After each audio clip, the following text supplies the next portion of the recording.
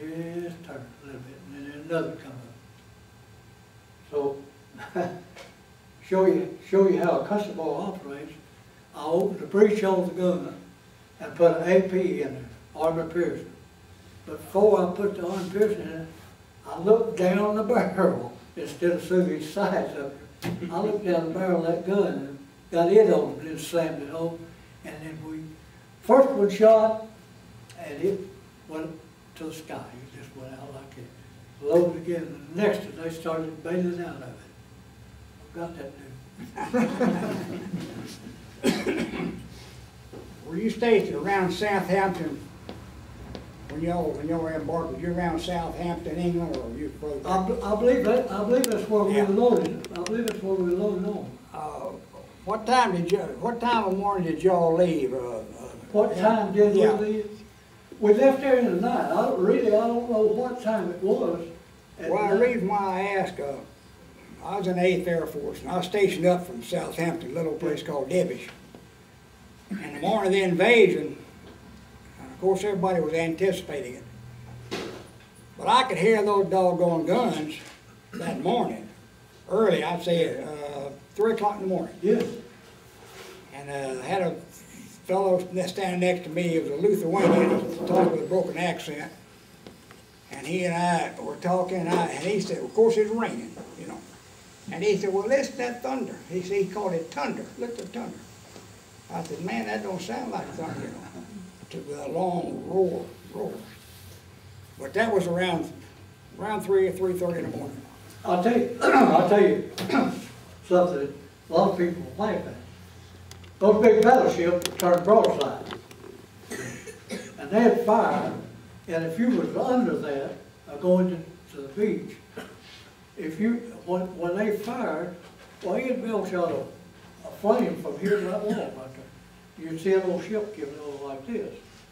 But if you'd look real close, you could see that wasn't nothing but a bomb they were shooting out on it. It hit that beach out. It hit that beach out. Well, we can hear those guns. It's 25 miles across there, you know. And those 88s you're talking about, that's the best artillery gun ever built. And still is. They turned those 88s, of course all the artillery was 88s, all the anti-aircraft fire. But they could turn those tank 88s and shoot it 5 miles straight up there. They were the best, as far as I'm concerned, they were far superior to what we had. That was a fine gun. I think it was. Done a lot of damage. Better than 105. And I didn't mention about telling you how you feel under an artillery attack. Now, boy, that's something. That's something. I believe if it could last for an hour, you'd be as crazy as a bat. So when they throw that artillery to you, it's just. Did you go in St. Lo? Yes, yes. Were you there? Let me tell you about St. Lo. Let me tell you about St. Lo. We got time? Yes, sir. Yes, sir. Do you remember the general that got killed in St. Lo? Lo? The man come by my tank and shook my hand and said, "Give him hell, boys." General McNair. I was over in Normandy in 04 for the 60th anniversary. We was up on the podium there, you know, we got, I guess I just lucky, and they took me by the hand, having a son with me, put us up on the podium just about as close to the president as this fellow is. And the guy sitting next to me was talking, and he's talking about St. Lo. I said, "Was you in St. Lo?" He said, "Yeah." I said, "Well, I flew a mission in St. Lo, 2 times. The first mission we flew, we couldn't drop. Weather was bad and all the troops there. What they did, they put up a smoke screen. We were supposed to drop beyond the smoke. We couldn't drop it. So we came back, and the next day we dropped, and he said, "Well, buddy, that shrapnel hit me right here in the backside." Our bombs. I said, "Well, it wasn't the heavies. It might have been the mediums. It wasn't the heavy." He said, "But that's all right." I said, "That's the best thing ever happened to me." He said, "I went to London, was in London 6 weeks, then come back." I'll tell you, I stood out there waiting to go in, and you'd think it'd be impossible. As many sorties as they flew in their bombs. you'd think it'd be impossible for anything. Did you know when the last planes made their circle in, you know, the first thing I heard was a bird cry. That's the first thing I heard. And it literally, it's just amazing how you can live through that. I was also at Cherbourg when they captured Cherbourg, that was a peninsula. The peninsula that was around there, that was Marine base. We captured several thousand Germans right there, cut them off, you know. Like I said. How far did you go into Germany?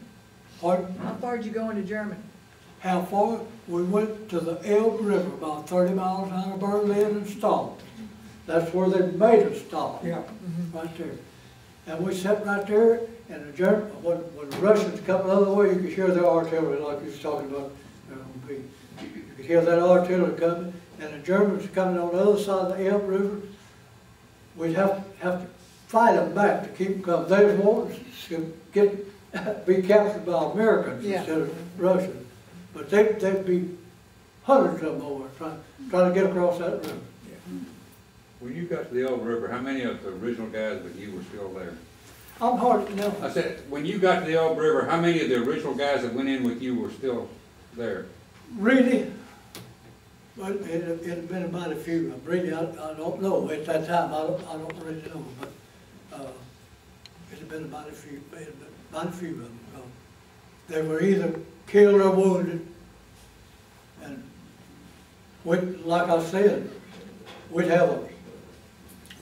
have a tank crew today, and tomorrow you might take 2 new replacements, and maybe in 2 days they'd be gone.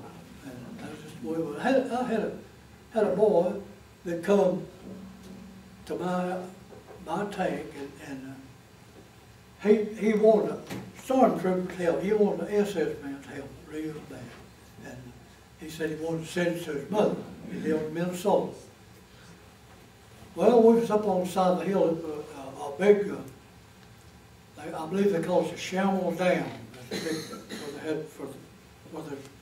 for the water. And we was on the side of this hill, and we was fighting. We was holding right there, and not much action, not much moving going on. But they were here, and we were here. Well, he decided that he wanted one of them, and there was one laying dead down there. And he's going to go get that helmet. I told him, the boy's name was Machinist. I said, Machinist, don't go down there. You're going to get killed. I said, I'm going to get that helmet.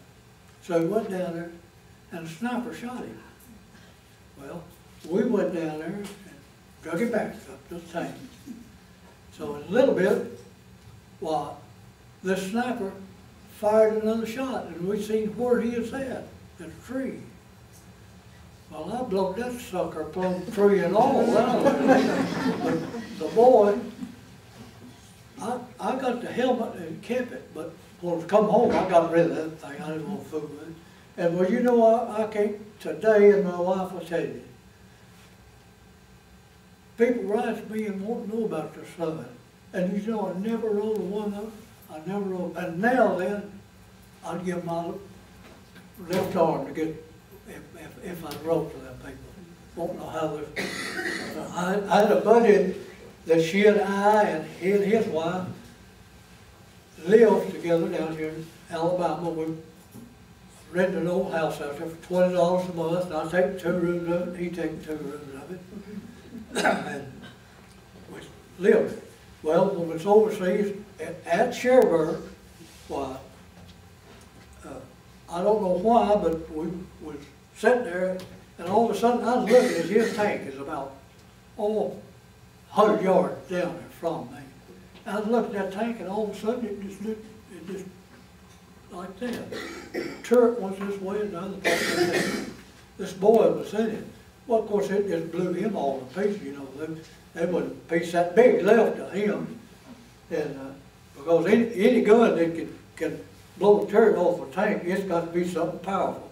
Well, we found out later on that it was probably one of them battle wagons out there that got a stray shell out of it, and it hit that tank direct, see. Well, his wife, and he had a wife and they had a little girl. Prettiest little girl you ever see. She's just about 3-year-old. Oh, I thought the world of her. And she would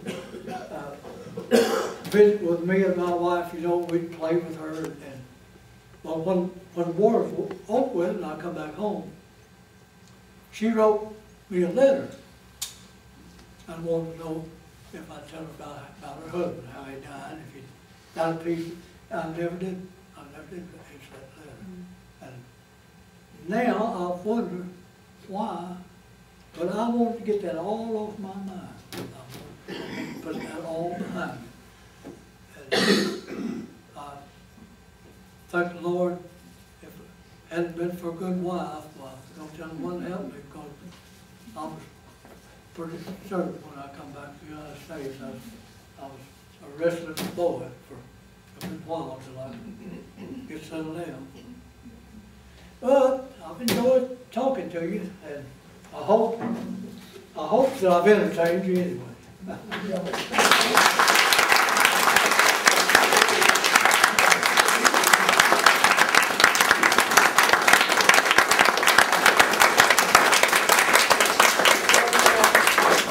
I think tonight we've all been privileged to hear one of our greatest generations.